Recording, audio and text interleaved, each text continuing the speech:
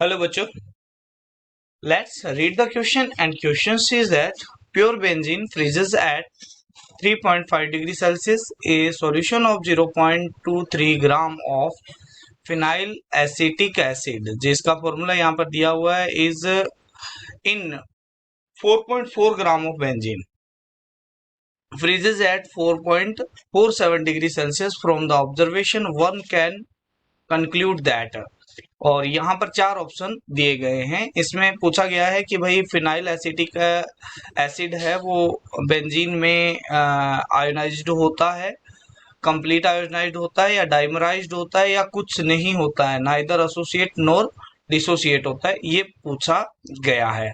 ठीक है, और आपको दिया गया है प्योर बेंजीन का फ्रीजिंग पॉइंट और सॉल्यूशन का फ्रीजिंग पॉइंट। तो चलो हम सबसे पहले इस क्वेश्चन के की कंसेप्ट को देखते हैं।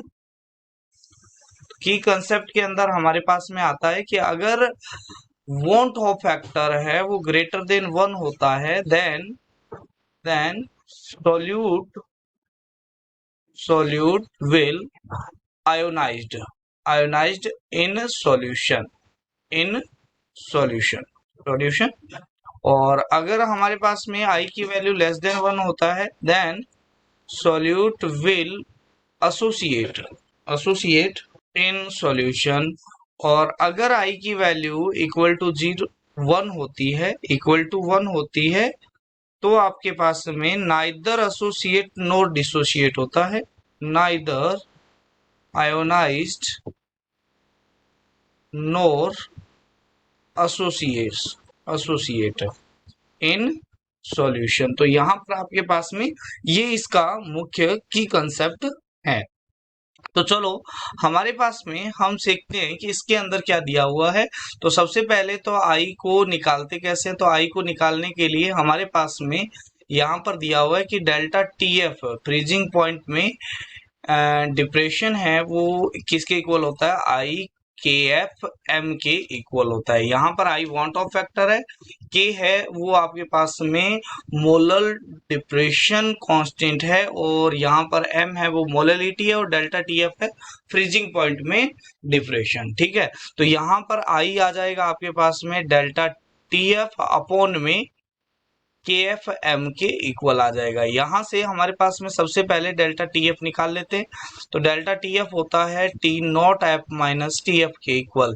तो टी नॉट आपके पास में दिया हुआ है 5.3 डिग्री सेल्सियस और टी एफ दिया हुआ है 4.47 डिग्री सेल्सियस जो आपके पास में आता है 0.83 डिग्री सेल्सियस। इतना क्या आ जाता है, डिप्रेशन आ जाता है फ्रीजिंग पॉइंट में जब हम फेनल एसिटिक एसिड को ऐड करते हैं बेंजीन के अंदर। ठीक है, अब हमारे पास में मोललिटी निकालनी है। तो मोललिटी हमारे पास में होता है mole of solute divide by weight of solvent और वो भी किसके अंदर, केजी के अंदर हमारे पास होना चाहिए। तो मोल ऑफ सॉल्यूट निकालने के लिए हमारे पास में 0.223 डिवाइड बाई, अब ये फेनिल एसिटिक एसिड है, इतना ग्राम है, ये सॉल्यूट है तो इसका मोलर मास होता है 136 और डिवाइड में आता है आपके पास में यहाँ पर वेट ऑफ सॉल्वेंट जो दिया हुआ है 4.4 ग्राम। तो हम इसको केजी में चेंज करते हैं डिवाइड बाई 1000। ठीक है, तो जब यहाँ पर इस चीज को हम पुट कर देते हैं इसके अंदर तो यहां से हमारे पास में आ जाता है आई की value, I is equal to 0.83 upon K F की वैल्यू है आपके पास में 5.12, ये आपके पास में दी हुई है।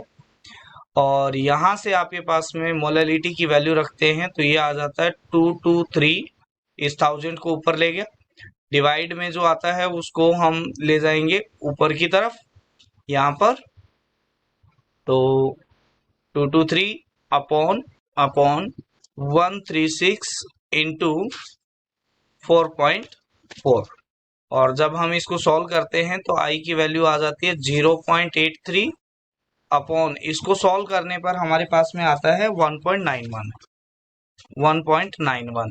तो यहाँ पर आई की वैल्यू आती है 0.43। तो यहाँ पर आपके पास में आई की वैल्यू आ गई है वो लेस देन 1 आ गई है। अब अगर लेस देन 1 हो गई है तो वो क्या हो रही है, एसोसिएट हो रही है। एसोसिएट मतलब यहाँ पर अप्रोक्सीमेटली ये 0.5 के आसपास है, 0.5 के आसपास है, मतलब ये क्या हो रहा है, डाइमराइज्ड हो रही है। दो फिनाइल एसिटिक एसिड के मॉलिक्यूल मिलकर एक मॉलिक्यूल बना रहे हैं इन द बेंजीन सॉल्यूशन। तो यहाँ पर आपके पास में डी है, वो क्या हो जाएगा, इसका करेक्ट आंसर हो जाएगा। I hope you understand it well. Thank you, have a nice day.